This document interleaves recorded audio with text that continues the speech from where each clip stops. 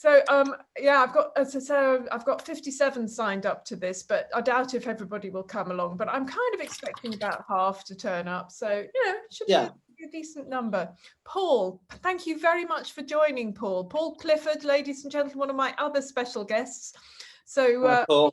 yes. Hello. Thank you for inviting me. Well, Paul is an actual professional, a real proper professional who's doing this every day, proper investing.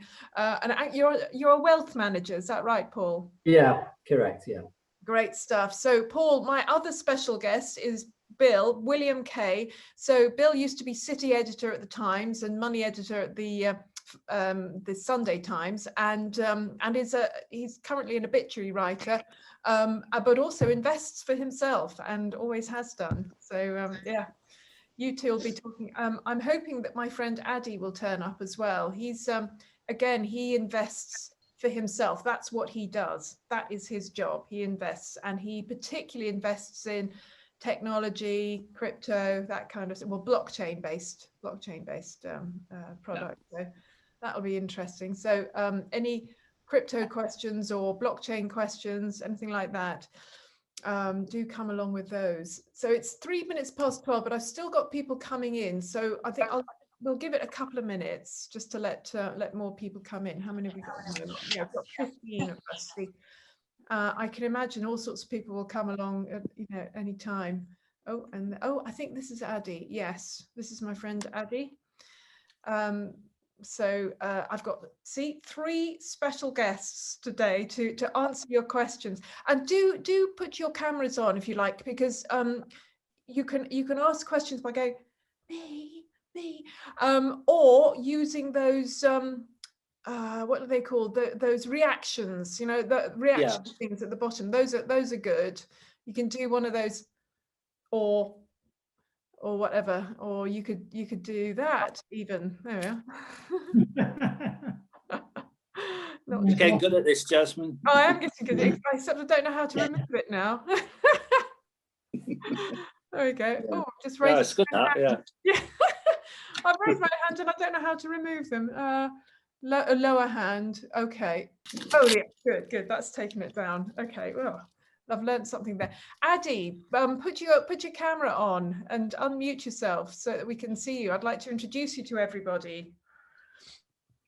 There you are. So, yeah, Addy, hello there. So this is my friend Addy, who is well, you are a personal investor. You invest for yourself, don't you? And you're particularly interested in blockchain and technology. Yeah. Been doing that for a few years, and it's an interesting field. Obviously, you find a lot of people getting, get stuck into this when there's a bull market like now, and later on when it's over, then like for a few years everybody forgets me. Yes, and then it comes back and they go, that coin thing you were talking about. Yeah, exactly. Yeah. Exactly. Well, now there's 17 of us. I know people will be joining as and when, so I'll just sort of let them in as I see them. But as it's, well, let's see, it's 12:05. I think that's a decent time to start. We've got enough people. Yeah. So now feel free to put your cameras on, to unmute yourself, or if you've got noise in the background, yourself until you want to ask a question. You can ask questions directly like this, or just stick them in chat, because I will be checking chat every now and then. So either of those. And so firstly, I'm going to sort of properly introduce my 3 special guests, not just one, but 3. Firstly, Paul Clifford. Thank you for coming. Give us a wave, Paul. Thank you. This is Paul. So he's portfolio manager at Samlan Wealth, and Paul has over 18 years of experience working in capital markets as a wealth management professional, providing investment advice to private clients and investors and institutions. Sorry.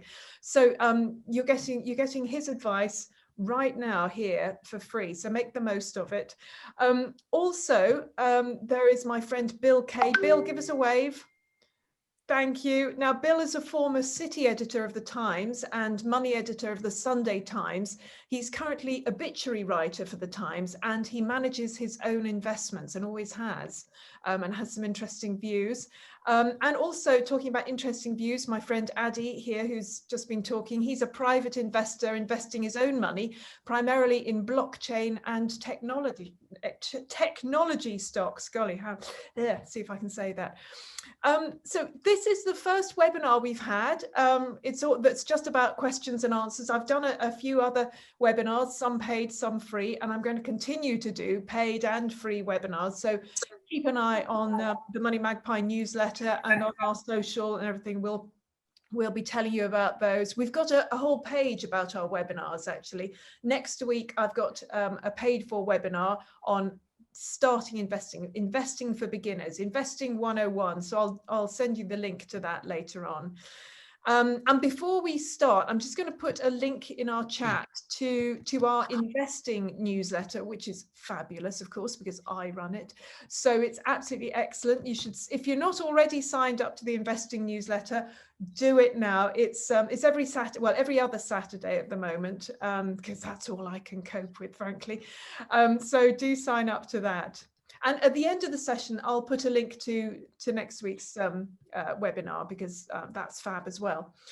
So like I say, just put up your hand or put it, do one of those reactions if you've got a question, or you can write it in chat, any of those at any point. You've got an hour and you've got some really good people to ask. So any questions you like about investing, nothing is too stupid. So, as basic as you like, that's fine. But I'm going to start off with a few questions that have already been sent. But I think, well, certainly this first one is but this is from Stuart. I've got some from people that don't seem to be here yet. But anyway, we will go through these. So first of all, I'm going to ask, actually, I'm going to ask both Paul and Willie and Bill this one. Because this is a question I do get every now and then, which is, what are penny shares? How do they work? And is it worth buying some? Paul, what do you think? Penny shares, also known as penny stocks, are the very small companies that are floated, usually on the alternative investment market, which is known as AIM. And they're very volatile because they're very small. They don't have a lot of volume, so not a lot of people buy and sell them. They can also be quite illiquid as well. You buy a penny stock, you might find you have difficulty selling it. So they're very volatile, and I would only invest a small part of my capital in penny stocks. Right. Bill, you invest in lots of shares. Do you ever invest in penny shares? Not at all. Wouldn't go near them with a barge pole. Right. No, I mean, it's a bit of a misunderstanding. People think penny stocks are cheap. They're not.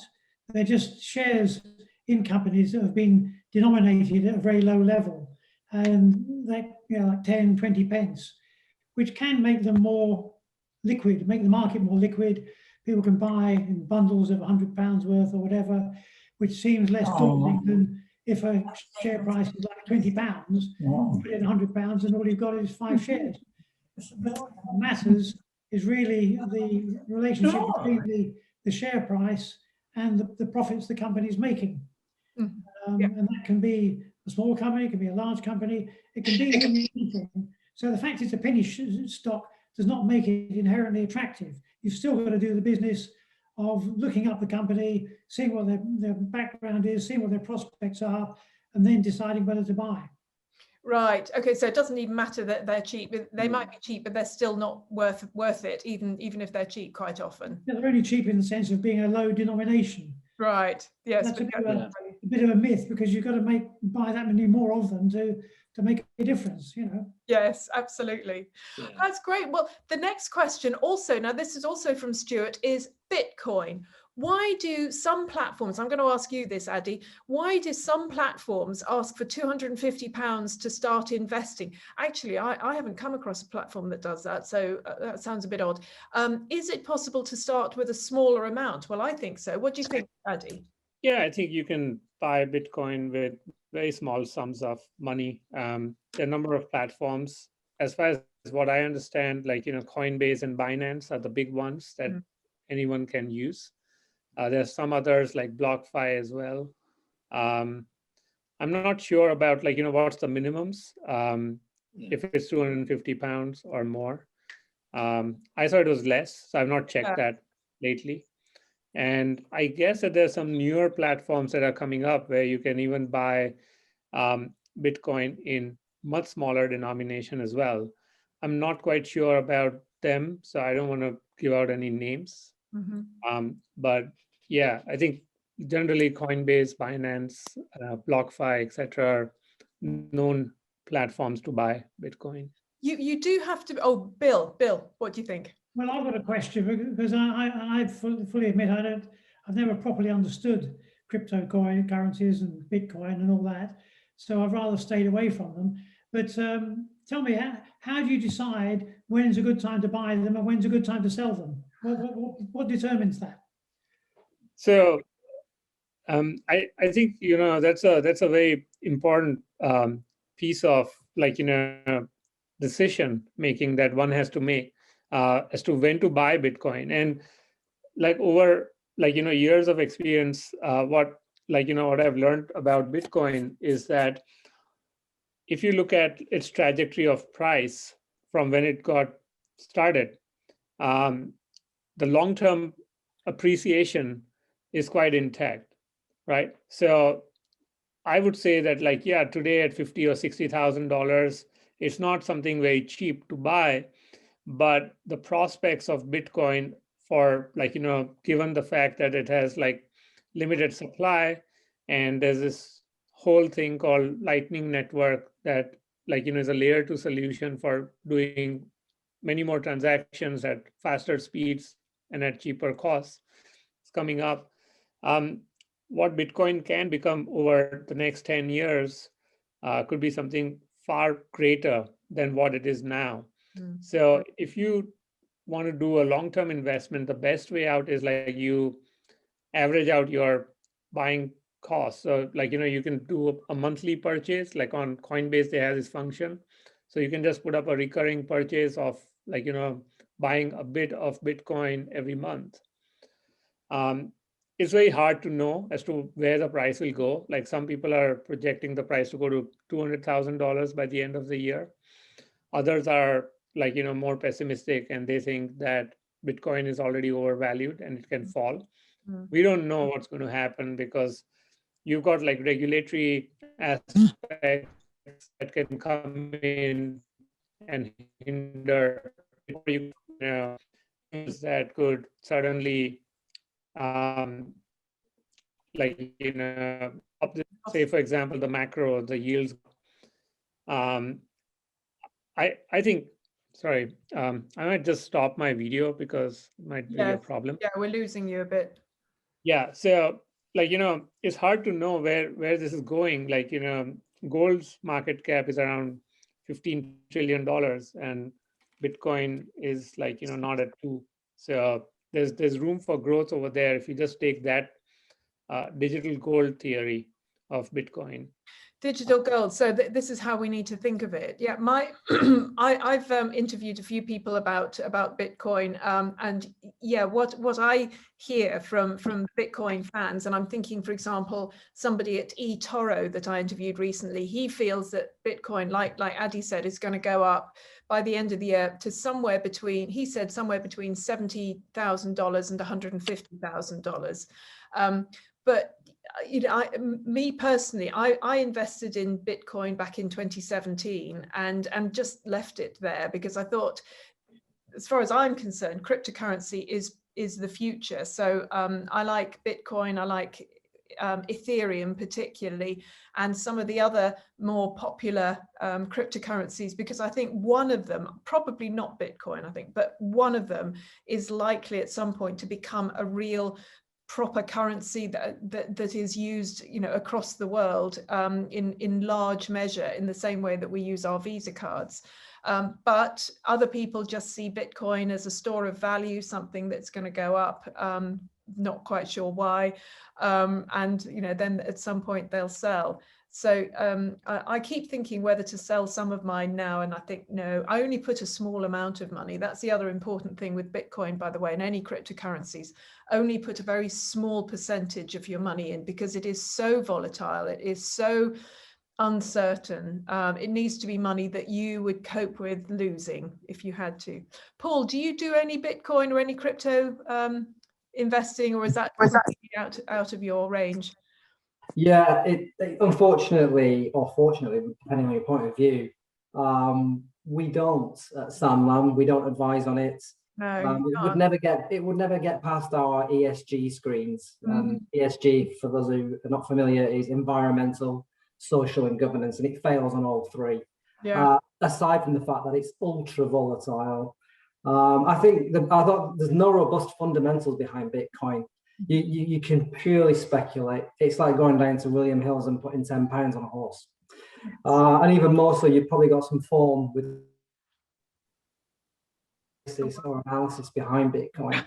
It goes up because there are more buyers than sellers, and it goes down because there are more sellers than buyers.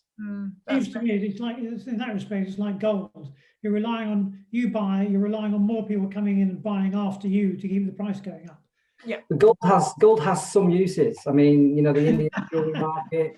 Bitcoin has no uses. Its transaction speed is really low. low. What I've read, its transaction speed is woeful, and the amount of energy it uses is unbelievable. I read yesterday actually that if you own one Bitcoin, that's like owning the equivalent of 270 cars for your carbon footprint. Oh dear, yes. We don't advise on it, and I certainly, my chief investment officer actually said, I already know many ways to lose money. I don't need to add to the list. No, exactly. Yes, very good point. Stuart, you had your hand up. Well, I was just really fine. I was just going to say, Jasmine, with when you bought it, has it gone up in value? Oh, yes. Oh gosh, yes. Yeah. I mean, by about, well, at least 1,000%. Yes, since 2017. Yeah, and same with Ether. Ethereum is kind of like silver to Bitcoin's gold, but Ether, there are many more use cases because, as Paul said, Bitcoin is ridiculously slow in its transactions. Doesn't stop people transacting with it. I mean, somebody bought a house in Dubai entirely on Bitcoin Bitcoin last year. So transactions are being done, but they are very, very slow. Whereas Ether is quite an interesting currency, if you like, because it has what they call smart contracts. So it means that you can create currency that can only be used in certain circumstances, which I think will be useful at some point. They're still developing it, but it will be useful for companies and also for governments. So for example, you might be able to create currency that can be given as benefits that can only be spent on food, for example. So you say, this is stuff you can only spend on, or money that you can only spend at a certain time for whatever reason, So that's quite an interesting aspect, I think. So to me, Ether and some of the other cryptocurrencies have a future. Bitcoin, too slow. And as Paul says, yes, and I think coming back to Bitcoin, Bitcoin is meant to be slow, and the reason why it is slow, and how it has been created, is it's not to be used for buying coffee, or it's not meant to be used for your day-to-day. It's not a replacement to Visa. What Bitcoin does give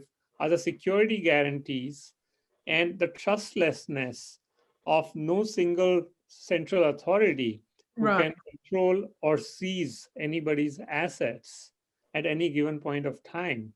And that is the main characteristic of Bitcoin, which draws people. Now, when it comes to layer 2 of Bitcoin, the Lightning Network, that's where you will have speed. In fact, you can check, there's this wallet company called Strike, and you can literally pay someone, say a music royalty on Lightning Network as you go along hearing that song. Now, imagine how these music royalties work. Every month you got to pay something to the the copyright society or whatever. Instead, you could have the creator actually be able to charge whosoever who's listening to that song on real-time basis. So the listener can actually pay second by second in Bitcoin on Lightning Network to that person who created that art, Wow. which is amazing. Like, this is revolutionary in all respects. And it's going to happen. Like, we're going to see more applications that will be built on Bitcoin as well. Oh, as well as yeah. But also Ethereum, like, is regarded to be the world computer, and you've got a number of applications, particularly in the decentralized finance space, that have come up in the last year or so. And basically you can replace a bank. You can create ownership models, like ownership economy models if you want, which means that imagine that, like, today we go and bank with, say, HSBC or Barclays, right? Like, where you have the shareholders who own HSBC or Barclays, then you got the team that runs the company, and then we are the customers of these banks. Now, imagine a scenario where you have, because there's someone who's setting up a new bank, if you provide liquidity to them, if you become a depositor or you become a borrower, what if that bank also issues you shares? Isn't that beautiful? Like, you joining this network and you're being rewarded because you're becoming part of this network. These are the new economic models that are coming up on Ethereum's blockchain. And it's more like a cooperative, like a mutual model. And they are all trustless, which means that nobody can lose money into these protocols, because you'll only be able to borrow as long as you put some collateral down. And you'll only be able, as long as you lend that fund's going to be on the blockchain, and the whole world can see that you've done that transaction, and that's immutable. Interesting. Gosh, so I mean, this is just part of the new paradigm, I guess, the new way that we will be running our finances. And as you point out, it is countries where there's very little trust in the central banks, central governments, where cryptocurrencies are doing quite nicely. Because they literally don't trust their banks, they don't trust their governments, not to just take it all away from them. So that'll be interesting. That's a use case for emerging economies and frontier markets, but also in, like, countries like US and UK, we got a lot of people who are unbanked today. That's right? true. They don't have a bank account. Banks don't want to give them a bank account. Yeah. These, like, open networks become a new way for people to interact with banking and finance applications, and also earn higher rates of interest. Obviously, there are trade-offs with risks as well. But yes. Oh, thank you. We could spend a whole hour talking about crypto and all of that. And in fact, I will be doing a webinar in a couple of months' time on how to invest in cryptocurrencies and whether you should, that kind of thing. So keep looking at the newsletter to find out about that. But I'm going to move on to another question that we had from actually somebody who I don't think is here. No, she's not here. Okay. But anyway, she asked, this is a very basic question, but it's a good question. I've been asked this a few times. What are bonds and how do I invest in them? Paul, could I ask you here? There's a very basic question, but it is confusing. The word bonds, what are they? Yeah, so bonds are a loan, essentially. So government bonds are the government borrowing money, and corporate bonds are corporations borrowing money from the market. So effectively, if I bought a bond, say £1,000 worth of a bond, I'm lending £1,000 to the borrower, and with a view to paying back on a certain date. So bonds have maturity dates, so say 2025, with a 6% coupon. So it'll pay me 6% interest rate until 2025, and then I'll get my money back at par value. Right. That's a bond. So it's a promise. It's that sort of promise that's the bond element. So you said 6%. Is that sort of normal? Could you definitely get? That's 6%? Quite high actually in this current interest rate environment. That would be a high yield bond. But yeah, there are some. It depends on the credit rating of the company or the government that's lending the money. So if I lent money to the British government, then I wouldn't get much of a return at all because the yields are very low. Although having said that, they are rising. But if I lent money to somebody like, I don't know, Marks and Spencer's, I'd get a higher income because the risk is slightly higher. So roughly, what would the average yield be on, how much would I expect to get of a government bond at the moment? It depends on which government bond you buy. So 10-year yields, I think last time I looked, about 1.5%, something like that. Okay. So not brilliant, but better than Right. what you get in a normal savings account at the moment. Oh, yeah, marginally, yes. So what about sort of Marks and Spencer's, BT, those sort of things? Roughly, what would I get from that sort of a bond? Again, it depends on the credit rating of the issuer. So Marks and Spencer's has good cash flows because it's a supermarket and there's retail and lots of other things that has lots of nice steady cash flow. So they're lower risk. So they don't have to offer a higher interest rate because they are lower risk. So risk is commensurate to returns. If they're high risk, then they'll have to go to market with a 10% coupon. Otherwise, they won't attract any lenders. Yeah, of course.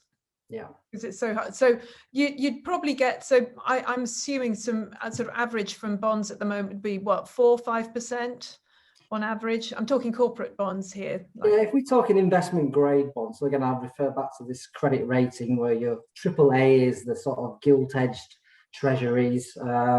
Even the UK is not AAA anymore. All the way down to what we call junk bonds, and these are the really high risk stuff, and that's C. So it goes AAA, AA, A, BBB, BBB, all the way down to C, and then unrated. And the lower down you go, that risk rating, the higher the coupon. So if you stay at investment grade, which is BBB and above, you should get something at BBB. You would get something around 3-4% maybe. All right. So we're not AAA. Are we double? When I say this, our government is not AAA. Is it AA? Is it A? We borrowed too much money to be AAA. Yeah, right. I don't think we'll be AAA for quite a while actually. I think we're AA, but I have to check. I'm pretty sure we're AA. We have been for a while. It's like batteries, isn't it? We're just not doing very well at the moment. So that must mean that government bonds. And how do you actually invest? So if I wanted to invest in, say, corporate bonds and whatever, make say 3 or 4%, how would I actually do that? Would I go to the bank or would I go online? How do we do that?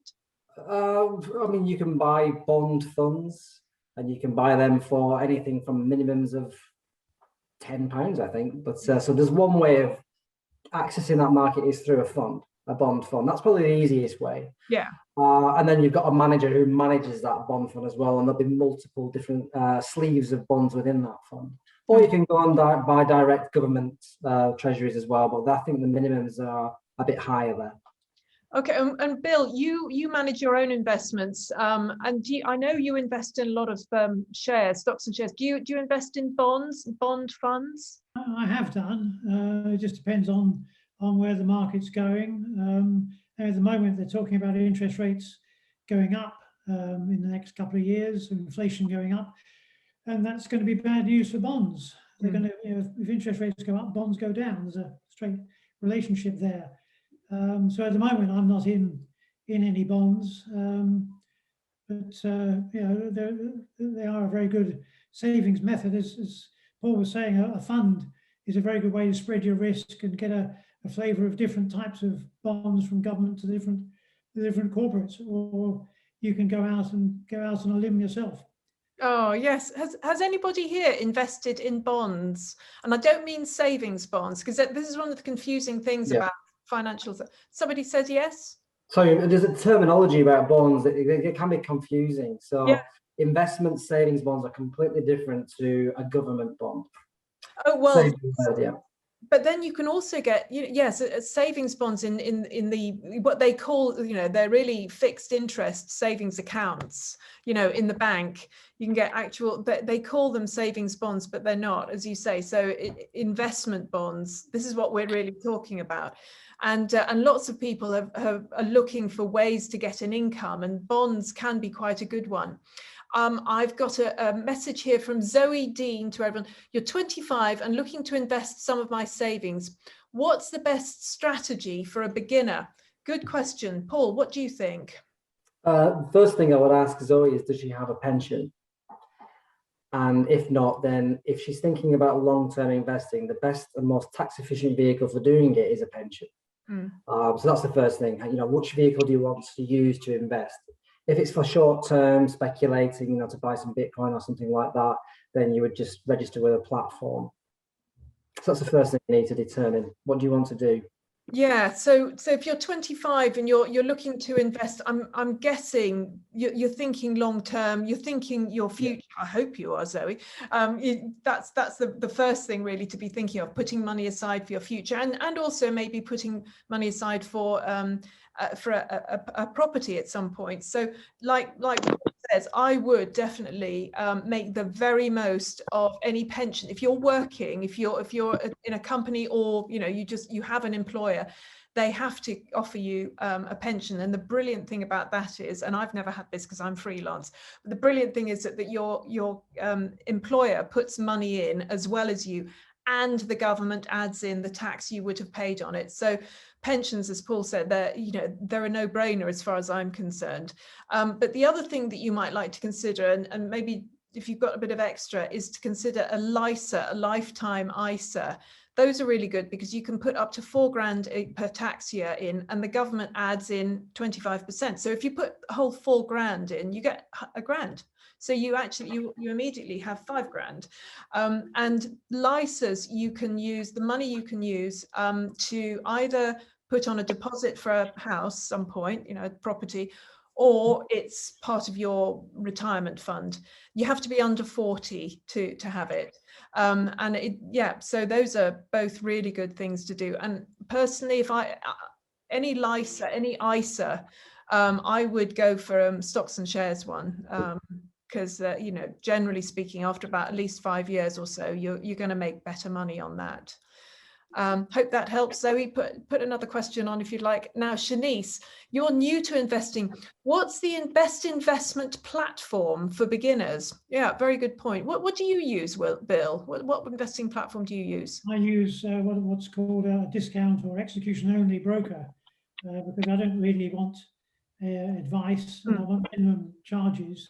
So I use one called xo.co.uk, where all they do is they take your money, they invest it as you tell them to, they'll hold the investments for you, and they'll receive dividends and keep cash for you. So it's a bit like a bank in that sense, very simple bank.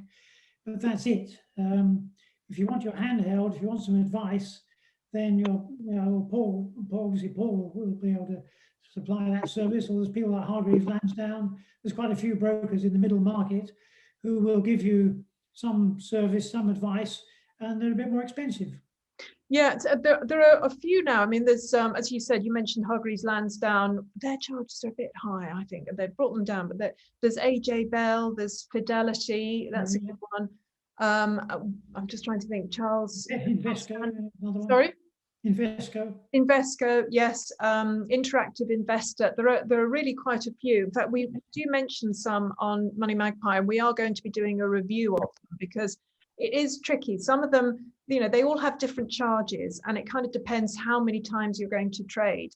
I don't trade much, so I would go for one that just has low, a low trade one for people who trade a few times. But Bill, I would think you trade quite a lot. So no, I'm very much a keep buy and hold. Buy and hold. Oh, you're same as me. I'm a buy and hold. What do you think, Paul? Now, Paul, how much money do you have to have somebody like you managing your money? Because you're a wealth manager. Do you have to have $1 million? So we have funds, which is our entry level, which we would take 100,000 as a minimum. Yeah. And those are basically our unitized models. So we have models that we invest our monies in. I'm a discretionary investment manager, so I actually manage bespoke portfolios for high net worth clients of $1 million up. Yes. I'd like to have $100 million clients, £100 million clients, but I don't have so many of them. Oh, I'm surprised.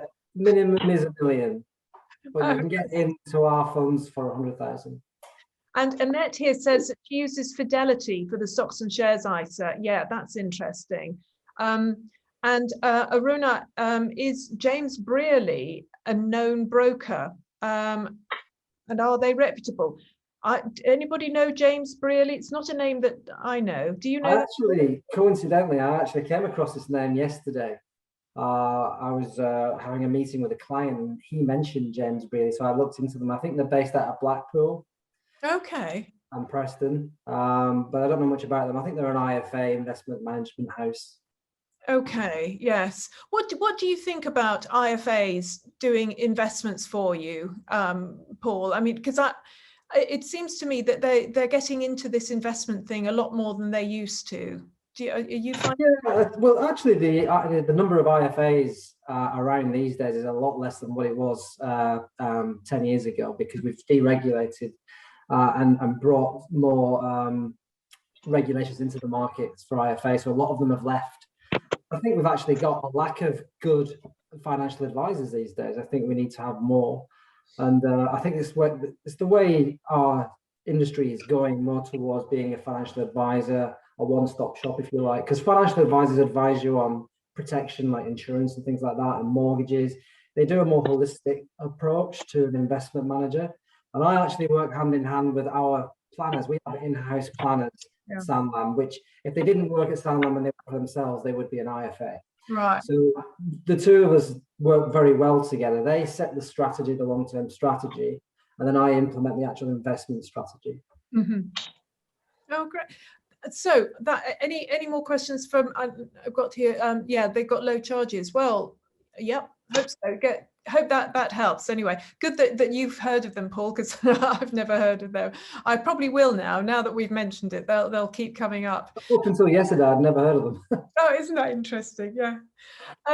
Okay, I've got a question that came in beforehand. It said, I recently inherited £60,000, nice, from my nan, and I really want to put it towards a property on my first home at the moment, but the market isn't great and I have quite a low salary.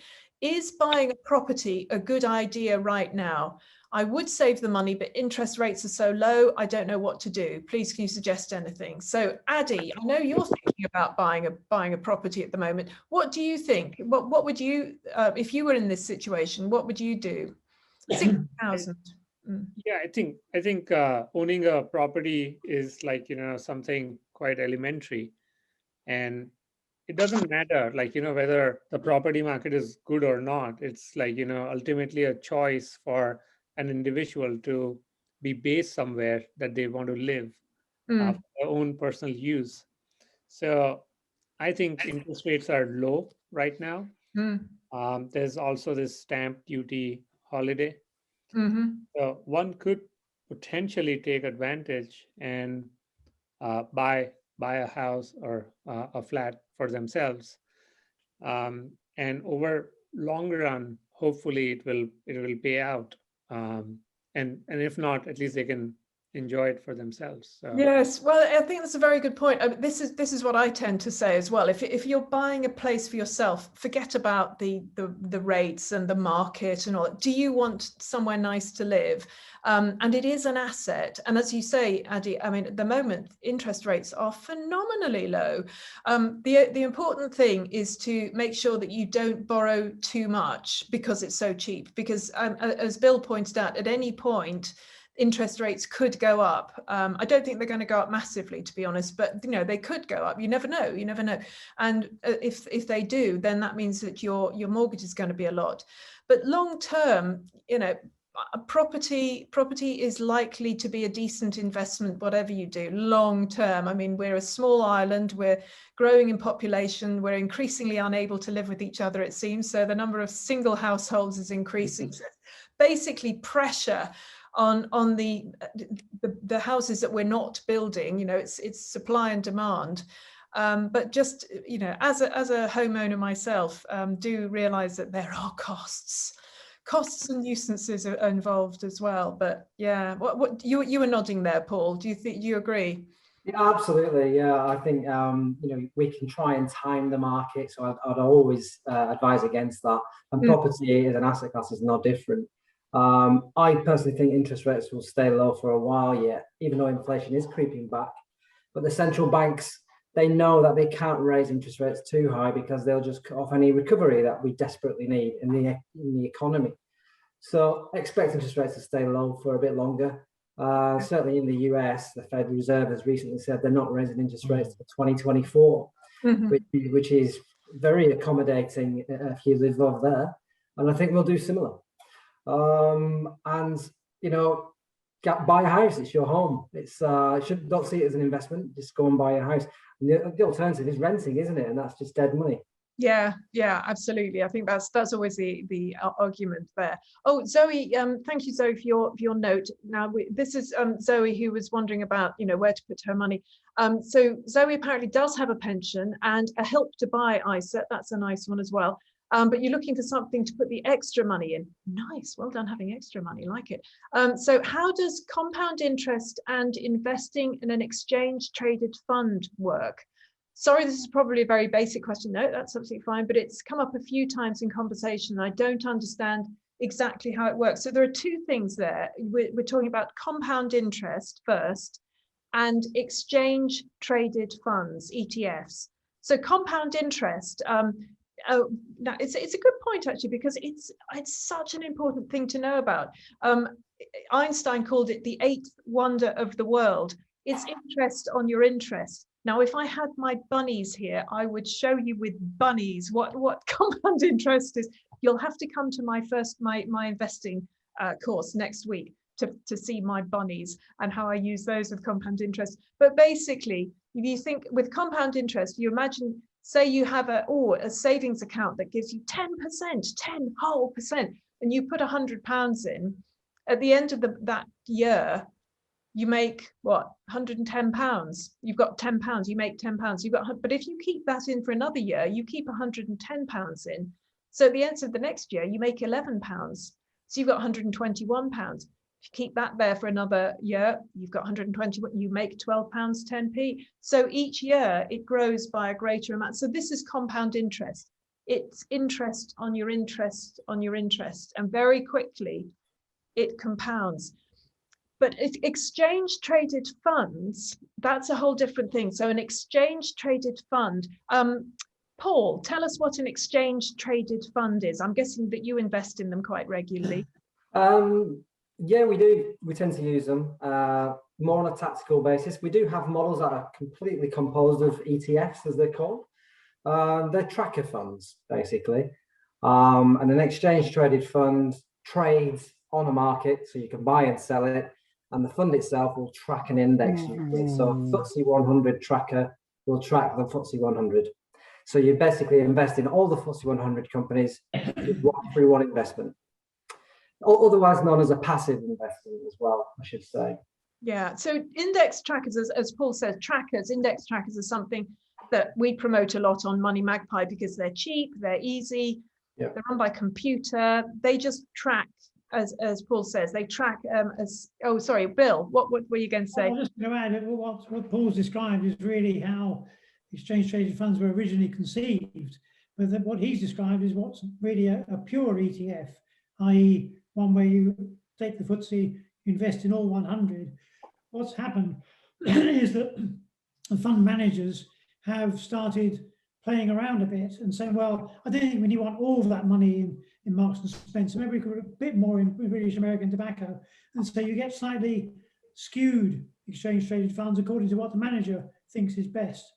So not entirely passive. Not entirely passive, exactly. No, they're called smart beta trackers. Right. And they strip out like the top 10, underperformers. So there is some active management to them, but they are more expensive. So ETFs have come a long way, as Bill says. That's how they were originally conceived and brought to market. But there's ETFs for nearly anything now. Yeah, they've come a long way, but they're also, it means for the investor's point of view, you've got to be that much more careful and to use a cliche, look under the bonnet to see what you're actually getting. Yeah. It's not as obvious as it may seem. I did hear with gold, because ETFs, you can also track commodities. You can track a whole country. You could track Brazil, or you could track Asia, or what, an ETF. But I did hear that there were more gold ETFs than there was gold at some point. I don't know if this is still the case. So, when you say looking under the bonnet, that's something I did read about last year. I don't know if it's still the case. Because I haven't, but because when I've talked about investing in gold, you say, oh, you can invest in a gold ETF, wouldn't that be nice? And then I heard that actually not all the ETFs had really enough gold backing them to make them viable. Yeah, what they're called synthetic ETFs, so they don't actually have an underlying gold backing them. But the premise is that not everybody in the world is going to suddenly sell every bit of gold. That's how they sort of are supported, I suppose. Yes, that's great. Well, so now Aruna has said, can we invest in US-based ETFs? Are there any UK providers or brokers for the US-based ones? Yes, is the short answer there. Yeah, you can buy trackers for the S&P, the Dow Jones, as Bill said, oil, commodities, anything. Yeah, really anything. And this is the amazing thing really now about online brokers, these fund supermarkets. You can you can buy Asian stocks, you can buy anything really, can't you? Yeah. ETFs are a very good way of accessing what would normally be a very difficult market to access. 20 years ago, now you can invest in things like Brazilian ethanol, which is a very esoteric investment, but there's ETFs that track that. Yeah. So you can, and they're very liquid. You can buy them and sell them. They're a great way of doing tactical plays in your strategies. Yes, yes. Oh, interesting. Okay, so another question that I was sent beforehand is in the budget, green bonds were mentioned. What is this about? I'm interested. Will they be a new way to save money and make back interest? Well, yes, is the answer. Yes, they will be that. And it's a good point, actually, because they said, it's sort of thing that chancellors do. They'll go, yeah, we're going to do this. And then you find out afterwards that it hasn't even been started and you have to wait for months before you get any information. He did mention green bonds. They're going to be invested in green projects. They're going to be run by National Savings and Investment. No idea how much they'll give us. I'm assuming it'll be sort of half decent, 1 or 2% maybe, but I don't know. And I don't know when they're going to start. Do you have any ideas, Paul? Have you heard anything? Yeah, I know, Boris Johnson is following Biden's lead, isn't he, by talking up, I mentioned it before, ESG, environmental, social and governance, and it's really becoming more of a, investors are demanding more that we do more positive things for the environment. And the government's getting involved. So I think Boris wants to see us becoming less dependent on fossil fuels and building these big wind farms offshore and so forth. And that's great. And Biden's the same. They've just re-signed to the Paris Agreement. And these bonds really are just designed to raise money to invest in positive impact projects, usually infrastructure projects. Yes. So do you have any idea when we'll hear about, was it going to be another few months, do you think, before? I'm not sure. No, yeah. I just ironically, you can get the same sort of effect by buying BP or Shell, because they're trying to get out of oil as fast as they can, and they're moving into wind power and electricity and all sorts of stuff. So they're doing the green thing for you. That's a good one. That way.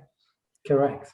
Oh, interesting. And I'm guessing, well, usually BP and Shell are right at the top of the stock market, but I'm guessing that they're sort of a bit further down at the moment because they're out of favor rather. So maybe now it's a good time. Yeah, they've had a lot of trouble. Yeah. So, and I think governments are against them. So that does not actually, that leads us into another question, which is how can I invest in ethical companies? And how do I know if they are ethical? It's a big question because I'm hearing quite a lot about greenwashing, as they call it. That ESG is such a big buzzword that everything now seems to be ESG, and it doesn't really matter what's in it to go, we're ESG. So a lot, I wonder about Bill, like you said, you need to look under the bonnet with a lot of these to see. Particularly with ethical, clearly a lot of companies seem ethical on the surface, but it's like investing in any company, you've got to do your research. And if you want an ethical dimension, that's just one more thing to check on. When you say do your research, how do you research companies or funds? Because I think this is something that people who are starting to invest would like to know. People talk about do your research. How do you do it? Well, I'm sure Paul's a lot more research tools at his fingertips, but nowadays with the internet and Google, you can just ask the question and you can background information on every company, on ETFs, on green bonds, anything you like. You just keep drilling down until you get answers.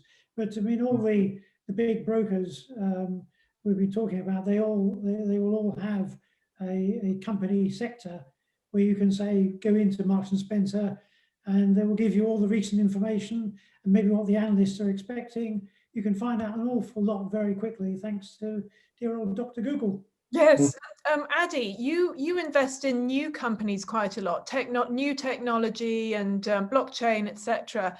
How do you find out? How do you do the research on these? Because that's harder. You can't just go into Dr. Google to find out that one, surely.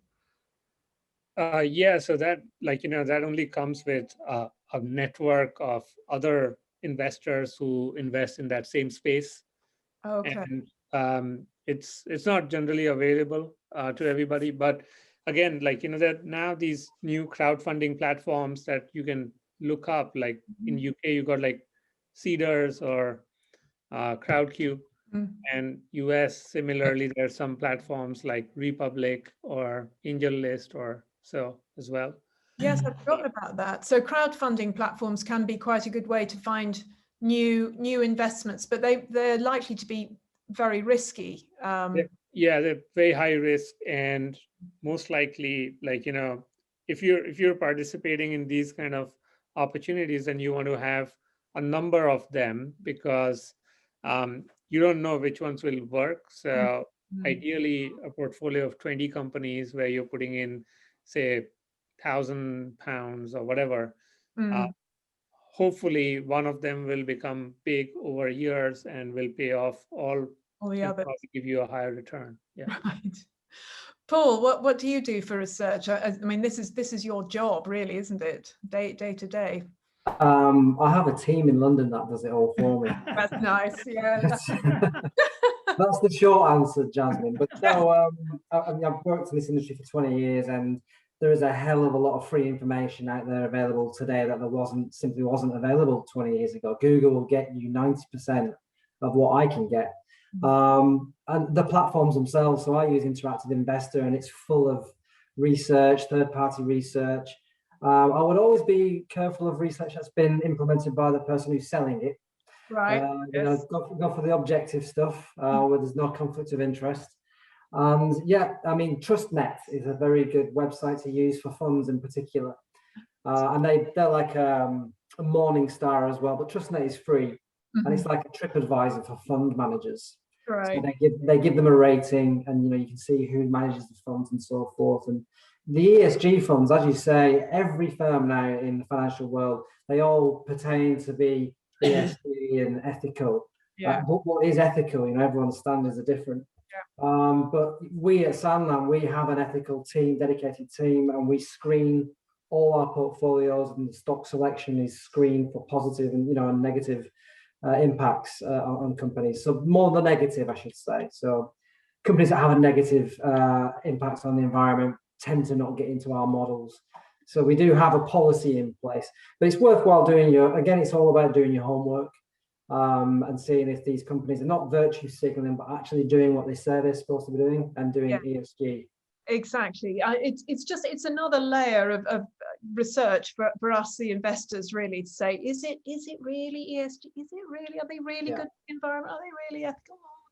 Yeah. Oh, now, Aruna, you said, sorry, didn't get the name of the fund website. So I think, do you mean Interactive Investor? I think. TrustNet.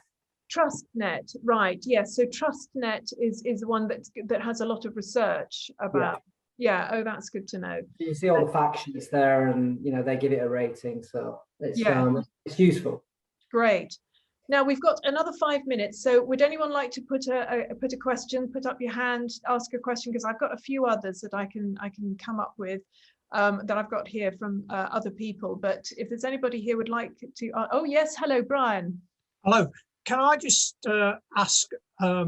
Bill and Paul have said about research, but with the current situation, historically, what might have been expected from dividend payments, etc., certainly for some countries, is going to change dramatically. How can you find out whether this is likely to affect share prices, etc.? Are you talking about fixed income payments from government borrowing or from? No, I was thinking more of shares. Dividends. Dividends. Dividends, Yeah, so last year was all about surviving for many companies. So the first thing they did was they withdrew their dividends. Taylor Wimpey is a very good example of that.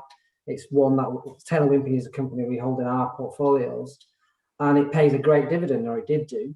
Taylor Wimpey is reintroducing its dividend again this year because, you know, we do think now we're through the worst of this pandemic, and companies are starting to reintroduce their dividends. And Taylor Wimpey's dividend is 9% at current levels. So yeah, yields fell across all our models last year as companies withdrew their dividends, but that we welcome that, because it's the first way of protecting your balance sheet as a business. And that's the most important thing. Make sure you survive. You invest a lot in dividend yielding shares, don't you? Oh yes, I very much favour them, which obviously has made last year very tricky. But I think to come back to the question, I mean, in terms of research, then the research is only as good as the environment, really. I mean, at the moment, I think we're at a bit of a turning point because, as Paul says, we're coming out of the pandemic.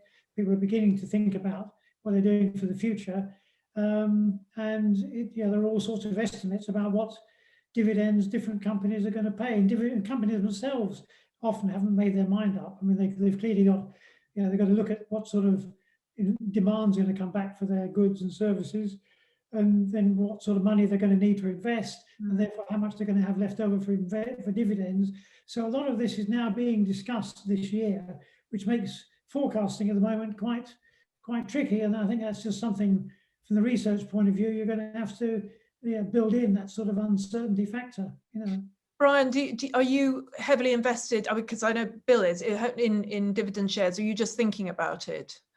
I've got a few, but I'm just thinking about it and looking at whether there might be opportunities. I mean, if companies that have suspended dividends all brought them back at the same level, then it would be easy. But as Bill's just said, it's likely that some companies are going to have different strategies and want to keep money themselves, or maybe not even making the same sort of money. So yes, what I'm seeing is that with a lot of companies and indeed with funds, it's some dividends are something that's built into the culture.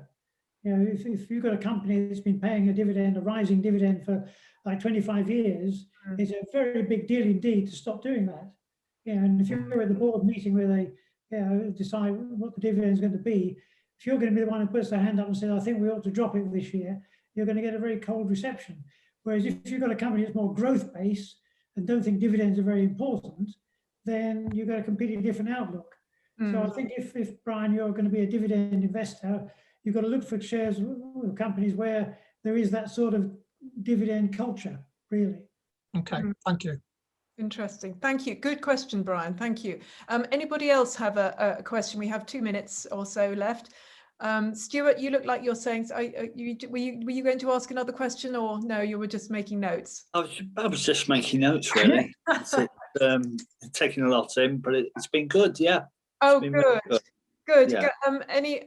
Oh, here we are. What are the best companies to invest in right now and in and in the future? I like it. Nice one, Shanice. What are the best companies to invest in now and in the future? Golly, if I knew that, I wouldn't be here. I'd be sunning myself on the beach. But it's a good question, Shanice. I like it. What do you think, Paul? Let's find out. I'll find out from Paul and Bill and Addy. What do you think are the best companies to invest in now and in the future? I was just about to mute myself for that question, actually. Because it's a loaded question, isn't it? I'll probably get it completely wrong, but at the moment we're seeing a move more towards cyclical stocks. So stocks that didn't do very well last year, stocks that do well when the economy is expanding. And banks are cyclical stocks, so banks have done very well, but a lot of it's already happened. So Barclays is up 100% in the last 6 months, believe it or not. Wow. The automobile makers as well, that's a very cyclical sector. So Volkswagen is up a huge amount just in the last few weeks. But it's those companies that didn't do very well last year that we're now looking at. And then banks, anything that's consumer discretionary, where in the good times you go and buy it, but you don't need it. So that's the kind of stock you'd look for. I quite like Taylor Wimpey, mentioned it earlier. Yeah. We still see a fair value way above the price it's at now. Because properties, nobody bought houses last year because you couldn't go and view them. And we think there's a built up demand in house buying. Interest rates are still very low and probably will be for a while. And the stamp, as Bill mentioned, the stamp duty should also inspire people to go and buy houses now and take advantage of that. So the house builders look quite cheap still. I like some of the risky stuff like Cineworld. I talked to my colleagues about buying Cineworld a few months ago, and Cineworld's up 500% in 5 months. Wow. So, because Cineworld was shut. Yeah, it was. Ago. But now it looks like it's survived and it's going to open again. So these stocks are coming from a very low base. So anything that didn't do very well last year, have a look at. Anything that did really well, probably stay away from. Excellent. Bill, what do you think? What are you looking at the moment? Well, I think the first thing Shanice has to do is to look at herself and decide how much risk she wants to take on and how far ahead she wants to look. Are you looking for this recovery from the pandemic, or are you looking 10, 20 years ahead, or a lifetime investment? I mean, my sort of inclination is towards companies that make things you're always going to need, like food and so on, and water and whatever, and they're less volatile or less vulnerable to people suddenly, not needing those things in the future. So I would go for the safe, the smokestack sort of industries that are going to be the basis of the economic recovery. Great. And Addy, what about you? What are you looking at in terms of companies and for now and for the future? Yeah, sure. So I don't have much of equity portfolio at all because I'm all in into other things. Having said that, I would think that having enough cash would be essential now, given that we are in this crazy cycle of a macro that possibly could we don't know which way it will go. So having around 30 to 40% of cash is important. And beyond that, I think I agree with Paul that there could be some value stocks that haven't worked well last year that could do well this year. And I still think the trend around technology, blockchain, space, etc., will get accelerated over the next 5 to 10 years. So having bets around companies like Tesla, which is essentially a clean tech company, is fantastic. It's a must-have in the portfolio. Even now, is it not, because it's grown massively? Do you think it's going to grow even more massively in the future? I wouldn't bet against Elon Musk if I were anybody. So it's upon an individual investor about how long term can they think. Yes. But and then companies like MicroStrategy, which has put all his balance sheet into Bitcoin, PayPal that has integrated cryptocurrencies in their payment network, or Square, which has an app to buy Bitcoin, the Cash App. I think they're all great bets long term. Even healthcare genomics companies as well. Yes, I think would be great bets. Oh, interesting. Yes, healthcare certainly is. I think technology and healthcare have done particularly well and are likely to in the future as well. That was a fabulous question, Shanice. Thank you so much, because that sort of helped us to round it off, and it certainly gave me ideas of things to invest in. I'm going to be researching some of those. Thank you.